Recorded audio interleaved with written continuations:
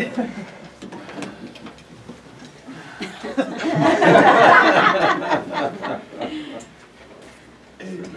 Amen. Wow. Fred was like, you lost an hour, so I'm going to increase the solo. Wow. Oh, thank God for this music ministry. Yeah. Bring out the dance in me. It's the only exercise I get on. Seriously. You weren't at your grandson's? I feel like I just went to an aerobics class. I'm all set till next Sunday.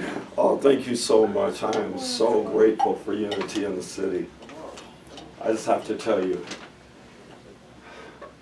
Colette, you're an answer to my prayer.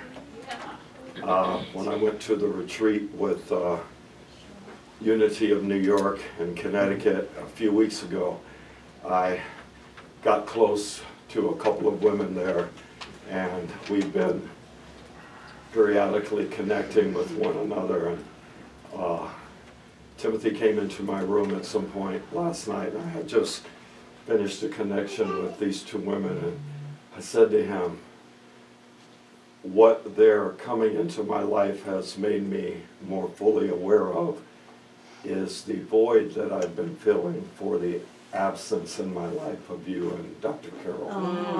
The closeness with you. The just knowing that you're my sisters, I'm your brother. And so I said, you know, I'm so grateful that God sent Gaella and Carly into my life, because it's kind of like I'm getting a bit of Colette and Carol back into my life. And then I said to him, I really hope I see him again. I really hope we serve God some more, that it's not over. And I was over there talking to Jennifer about how we can't retain any body heat. And I didn't notice it over here until like the last second when I came to hug Raleigh. So thank you so much for being in my life. I am so grateful for you. You mean more to me than words can say. I'm one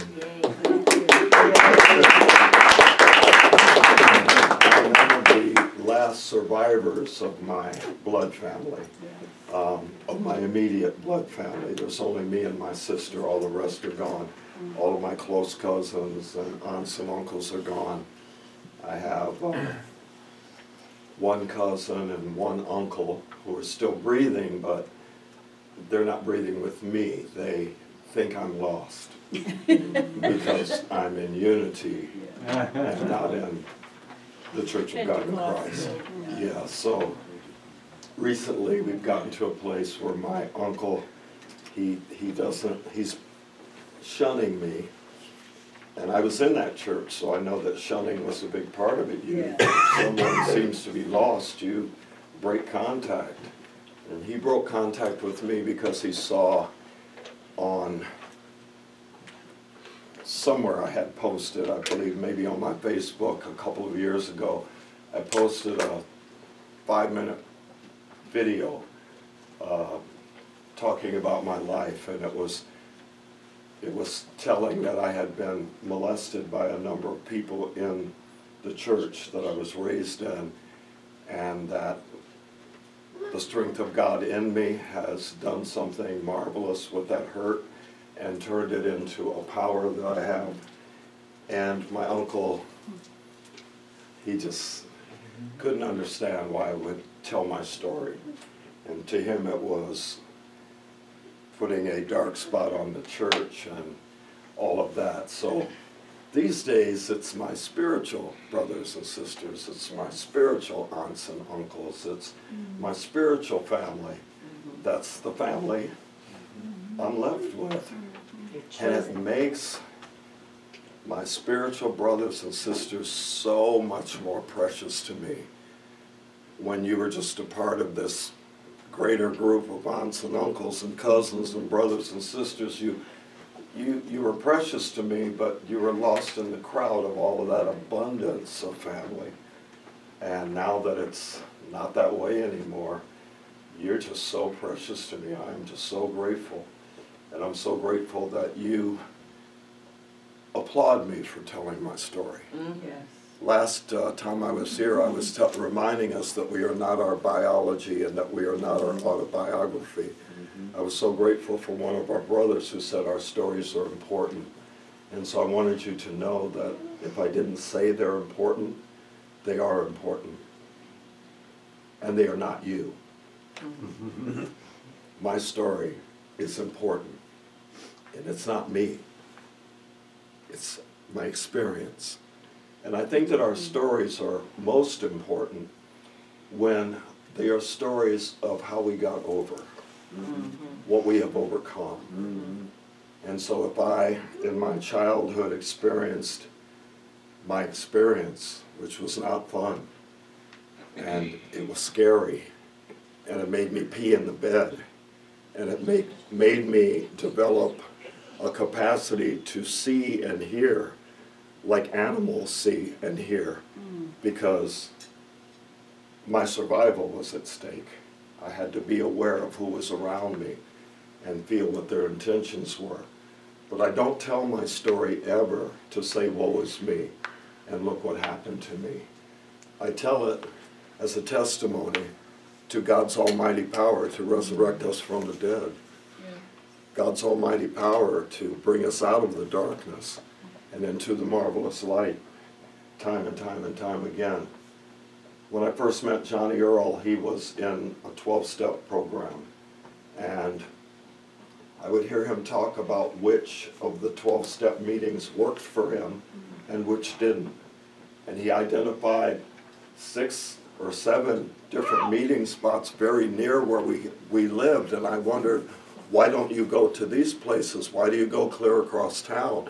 And he said, the thing about these 12-step meetings that are around here, he said, they cling to their story, and they don't move past it. And he said, so I go to meetings where people tell their story as this is what lifted me into sobriety. This is what lifted me into contact with a power greater than I am. So it's a story of victory.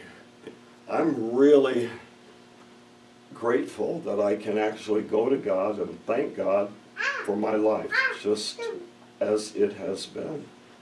That I can thank God for the pains and the hurts, the sadnesses, and the dark nights of the soul that I've traveled through, because it has resulted in me.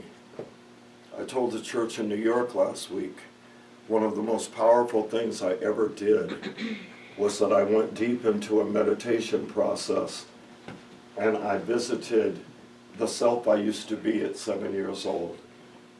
And I went back to Springfield, Illinois, and I went back to 2221 East Brown Street, and I walked up those stairs and into that attic bedroom, and there were 2 bunk beds, and there was a little kid laying on the top bunk on the left side of the room, and he was crying, and he was afraid.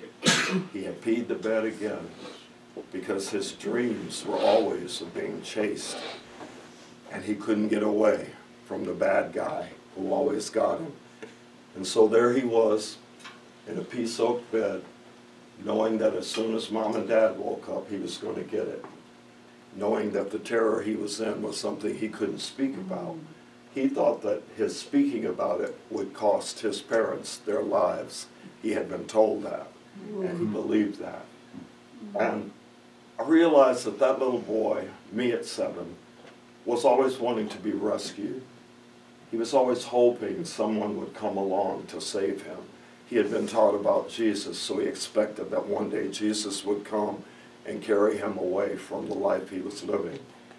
He didn't care if it was Jesus or if it was Prince Charming or the fairy godmother. Just somebody come and rescue me. In this meditation, it was clear to me that I was the one who was supposed to rescue him. I approached him on that bed, and I touched him on his back, and I told him everything is going to be all right. And he asked me, how do you know? And I told him, you're going to grow up to be me. And I'm a good guy. And I love life. And I have joy in awakening every morning. I have my trials and my challenges, but I also have a power within me to move through them. So trust me. You have been waiting to be rescued, and I am the one. I am your future self. I smile. I skip. I run. I play. And I marvel at the beauty of the world. That was one of the most powerful things I've ever done. Sometimes we think that these children are gone. The little child in us is still alive. And that little child has much to teach us. And that little child needs to know everything is going to be all right. Because you're going to grow up to be me. And nothing has killed me. Everything has served to make me strong. And so our stories are important to the extent that we allow them to be the story of how we got over, how we overcame, how we got in touch with a power within us that is greater than anything we have ever encountered in the world. And so I'm really grateful. As you can tell, my voice is almost gone.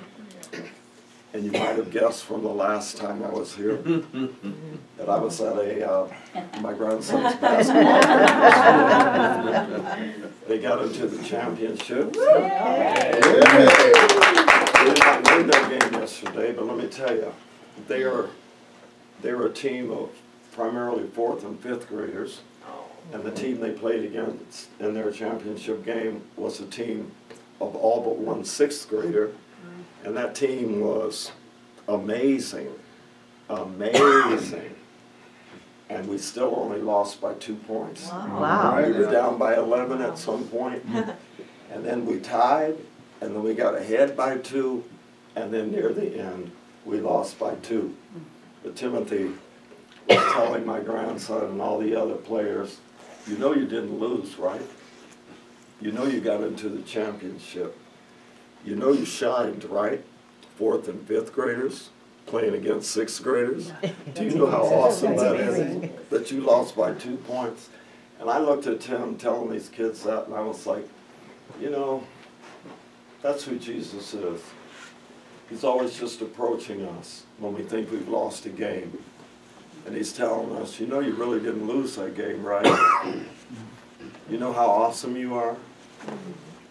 Do you notice that what we're up against, race consciousness, the belief systems of the world, the whole world of inequity, that's a tough team we're playing against. That team is skilled. The ideas of our needs for fear, our needs for anxiety, whoever's putting that out is doing a great job. If we're not awake, if we're not alert, if we're not aware, we will be mesmerized by the fear factor presented by the things of this world. So every time we gather together, we get to wake up a little more. There's a scripture said, awake you who sleep, arise from the dead, and Christ will give you light.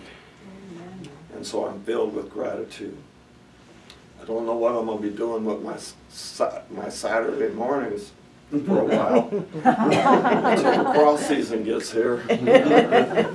Timothy's like, oh, lacrosse season will be here. I was like, lacrosse, they play outside. It's not the same. But I do look forward to lacrosse season. And you know my little grandson was diagnosed with cancer when he was 4. And you know that through the power of God, through the power of faith, and through the power of prayer, he was brought through.